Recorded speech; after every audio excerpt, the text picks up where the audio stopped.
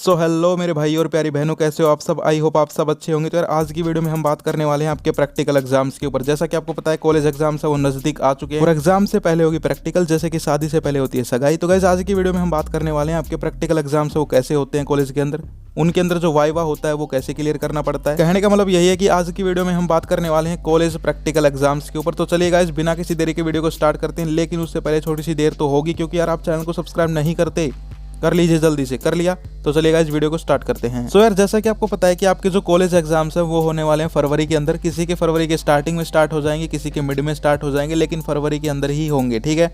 उनसे पहले आएंगे आपके प्रैक्टिकल एग्जाम्स, और उनसे भी पहले एक चीज़ होती है जो कि होती है आपकी प्रैक्टिकल की क्लासेज, ठीक है। तो वहीं से स्टार्ट करते हैं।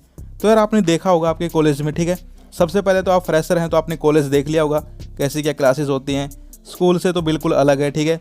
स्कूल में आपको फोर्स किया जाता है पढ़ने के लिए, आपको डिसिप्लिन में रखा जाता है। कॉलेज में ऐसा कुछ नहीं है, ठीक है। आप लोग अब तो उससे वाकिफ़ हो चुके होंगे, जो कि मैं आपको आज से 6 महीने पहले बताता था। तो गाइस देखो, आपके जो प्रैक्टिकल एग्जाम्स होते हैं उनसे पहले प्रैक्टिकल क्लासेज होती हैं।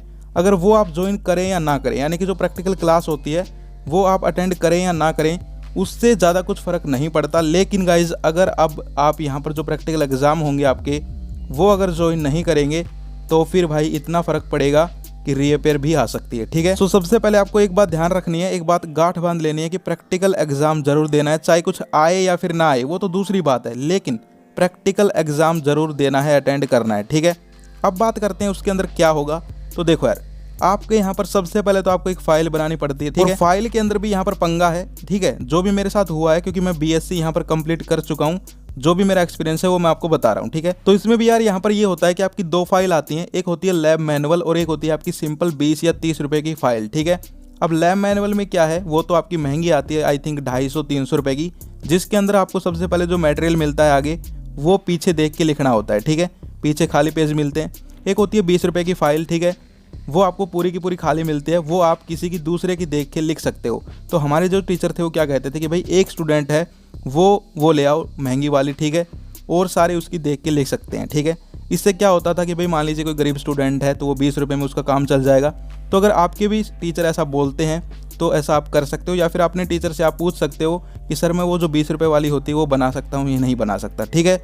देखो यार, इनकी सच्चाई तो ये है कि ये जो फाइल्स होती हैं इनको भाई कोई कुछ नहीं देखता। टीचर्स हैं वो आपसे एक बार लेंगे, उसके बाद गाइज इनको यहाँ पर इकट्ठा करके एक रूम में भेज दिया जाएगा, वहाँ पर ये रखी रहेंगी 2-3 साल।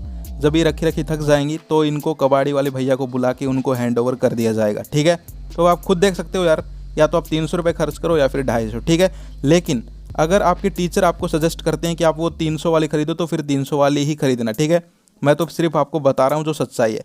अब गाइज आगे बढ़ते हैं। ये तो हो गई फाइल की बात, ये आप बना लेंगे, ठीक है, कोई दिक्कत नहीं है। हाँ, एक सवाल आता है कि नहीं बनाएं तो क्या होगा। तो देखो यार, अगर मैं सच्चाई बताऊं तो ये है कि भाई अगर आप नहीं भी बनाओगे तो भी मे भी हो सकता है काम चल जाए, लेकिन आपको ज़रूर बनानी चाहिए। मैं ये चीज़ प्रमोट नहीं करूँगा कि आप ना बनाएं, ठीक है, ज़रूर बनानी चाहिए। और अगर नहीं बनाओगे तो मान लीजिए पास हो गए, लेकिन नंबर बहुत ही कम चढ़ेंगे आपके, और फिर आपका जो फाइनल रिजल्ट है, और कॉलेज में तो आपको पता है एक एक नंबर की बहुत सारी अहमियत है, तो यार बना लेना, ठीक है। अब चलिए इस मुद्दे को करते हैं बंद। अब बात करते हैं आपके वाइवा के ऊपर। तो देखो यार, आपके जो वाइवा होंगे उनके अंदर यहाँ पर एक एक स्टूडेंट को बुलाया जाएगा और उसके बाद उनसे कुछ क्वेश्चंस पुटअप किए जाएंगे, जैसा कि आपका 12th में होता था। अब बात ये आती है कि भाई अगर हमने क्वेश्चंस के आंसर नहीं दिए तो क्या होगा, और दे दिए तो यार सिंपल पास हो ही जाओगे। तो यार देखो, अगर आपने आंसर नहीं किए तो आपको सबसे पहले तो देखिए क्या करना है, घबराना नहीं है, ठीक है। आपको कॉन्फिडेंस के साथ सिचुएशन को डील करना है। मान लीजिए आपके टीचर ने आपको बुलाया और कुछ क्वेश्चंस आपके सामने पुटअप किए, अगर आपको नहीं भी आते तो आप उन क्वेश्चन से रिलेटेड और कुछ बता सकते हो। कहने का मतलब क्या है, मान लीजिए कोई पर्टिकुलर क्वेश्चन आपसे पूछा गया, उसका आंसर नहीं आता तो आप अपने टीचर को बोल सकते हो कि सर मैं ये बता सकता हूँ, यानी कि टॉपिक वही होना चाहिए, ठीक है। उससे भी आपके टीचर्स हैं वो आपको ईजिली पास कर देंगे, ठीक है, कोई दिक्कत नहीं है। तो यार आपको घबराना नहीं है। दूसरा क्या है गाइज, मैं आपको जो स्टार्टिंग में बोलता था कि आपको चाहे रेगुलर आप कॉलेज ना जाएं, लेकिन कभी कभी जाएं और टीचर्स की नज़रों के सामने बने रहें। एक बहुत ही इंपॉर्टेंट फैक्टर है गाइज कि आपको आपके जो टीचर हैं वो जानते हों, ठीक है। इससे भी बहुत ज़्यादा फ़र्क पड़ता है, ईजिली आपके नंबर अच्छे चढ़ जाते हैं, ठीक है। कहने का मतलब क्या है, अगर आपको पता होगा, टीचर को पता होगा कि भाई ये स्टूडेंट है, वो आता है, पढ़ने में भी अच्छा है और इसका रहन सहन भी अच्छा है, बोलचाल भी अच्छी है, तो भी यार आपको ईजिली उसमें नंबर है वो मिल जाते हैं, ठीक है। तो सबसे पहले आपको क्या करना है, एक तो पोलाइट रहना है, ठीक है, अकड़ना नहीं है भाई।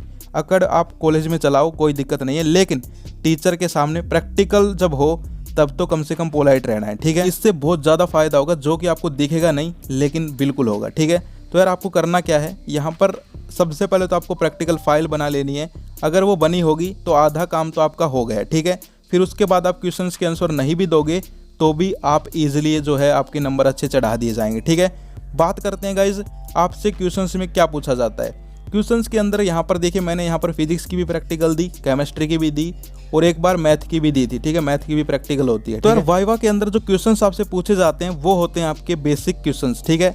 यानी कि ये नहीं है कि आप जो मान रहे हो कि भाई आपका जो सिलेबस है उससे जो क्वेश्चंस आप पढ़ रहे हो, जो आपके सिलेबस के अंदर क्वेश्चंस है वो पूछे जाएंगे। पूछे तो उनसे रिलेटेड ही जाएंगे, लेकिन बेसिक क्वेश्चन पूछे जाएंगे। मान लीजिए आप यहाँ पर केमिस्ट्री की प्रैक्टिकल दे रहे हो, ठीक है, तो आपका जो 11th 12th का सिलेबस होगा वहीं से बेसिक क्वेश्चन पूछेंगे टीचर, ठीक है। यानी कि उनको भी पता है रट के तो वही आया होगा क्या आपका सिलेबस, ठीक है, बीएससी का, लेकिन वो यहाँ पर अंदर से बेसिक क्वेश्चन निकाल के आपसे पूछते हैं। जैसे कि मैं मेरी बताऊँ, मैं यहाँ पर प्रैक्टिकल देने गया। अब जैसे ही मैं गया, मैं पढ़ के क्या गया था, बीएससी की यहाँ पर केमिस्ट्री की यहाँ पर जो सिलेबस है वो, लेकिन वहाँ पर गए तो हमसे पूछने लग गए भाई बेसिक क्वेश्चन। अब मैंने कहा साला हम पढ़ के तो वो आए हैं, ये क्या पूछ रहे हो। कहने का मतलब गाइज ओवरऑल यही है कि आपको अपने जो बेसिक्स हैं, ठीक है, जिस भी टॉपिक के यहाँ पर आप कर रहे हो, जिस भी सब्जेक्ट की तैयारी कर रहे हो, उसके जो बेसिक्स हैं वो अच्छे से रेडी कर लेने हैं, ठीक है। और फिर आपको कोई भी दिक्कत नहीं आने वाली। तो कहने का मतलब गाइज ओवरऑल यही है कि आपको प्रैक्टिकल एग्जाम से डरना नहीं है, सिंपल है। अब बात करते हैं गाइज कि आपके प्रैक्टिकल एग्जाम्स हैं वो होते कब हैं, यानी कि कब कंडक्ट करवाए जाते हैं। तो देखो यार, प्रैक्टिकल जो एग्जाम्स होते हैं आपके, वो कहीं ना कहीं आपके जो फाइनल थ्योरेटिकल एग्जाम्स होंगे उनसे 10 दिन या फिर 12 दिन पहले कंडक्ट करवाए जाते हैं, ठीक है। जैसे कि मैंने बीएससी की तो उसमें 5 सेमेस्टर ऐसे थे, 6 होते हैं टोटल, जिनमें यहाँ पर एग्जाम से पहले कंडक्ट करवाए गए। एक रेयर केस ऐसा था जिसमें आपके एग्जाम्स के बाद कंडक्ट करवाए गए, ठीक है। तो कहने का मतलब क्या है, यहाँ पर ज़्यादातर आपके एग्ज़ाम से पहले ही कंडक्ट करवाए जाते हैं और उसका यहाँ पर आपको आपके कॉलेज की तरफ से नोटिस वगैरह मिल जाता है। तो गाइज़ आई होप आपको सब कुछ समझ में आ गया होगा। आपको टेंशन नहीं लेनी है गाइज़, कोई दिक्कत नहीं होगी। बस आपको अपना कॉन्फिडेंस लूज़ नहीं करना है, साथ ही साथ अपनी प्रैक्टिकल फाइल है वो आपको बना लेनी है, ठीक है। चाहे आप किसी से बनवाओ वो भी चल जाता है, किसी से बनवा सकते हो, मुझे पता है किससे बनवाओगे वो तो, लेकिन बनवा सकते हो, कोई दिक्कत नहीं है गाइज़, ठीक है। लेकिन बनवा ज़रूर लेना भाई, उससे यार होगा कुछ नहीं, बस इतना होगा कि आपके नंबर अच्छे चढ़ जाएंगे और आपके फाइनल एग्ज़ाम में अच्छे नंबर इसके मिल जाएंगे प्रैक्टिकल के, और कुछ आप लोगे और उससे आप इजीली पास हो जाओगे, ठीक है। तो गाइज़ ये थी आज की वीडियो। आई होप मैंने अपनी तरफ से जो भी यहाँ पर बातें थी वो आपको बता दी है प्रैक्टिकल एग्जाम के रिगार्डिंग। और कुछ भी आप पूछना चाहें तो आप पूछ सकते हैं। अब ये तो यार मैं बता नहीं सकता एक एक क्वेश्चन की भाई ये पूछते हैं ये पूछते हैं, मैंने आपको बता दिया कि बेसिक्स आपसे पूछे जाते हैं, ठीक है। 1-2 क्वेश्चन बीच में आपके सिलेबस से भी आ जाते हैं, कोई दिक्कत नहीं है। अगर आप जवाब ना भी दो लेकिन आपको पोलाइट रहना है, टीचर की थोड़ी रिस्पेक्ट करनी है, फिर आपको कोई दिक्कत नहीं आने वाली। सो गाइज ये थी आज की वीडियो, आई होप आपकी इससे हेल्प होगी। तो गाइज फिर से मिलते हैं नेक्स्ट वीडियो में। चैनल को सब्सक्राइब नहीं किया है तो कर लो। जय हिंद, जय भारत।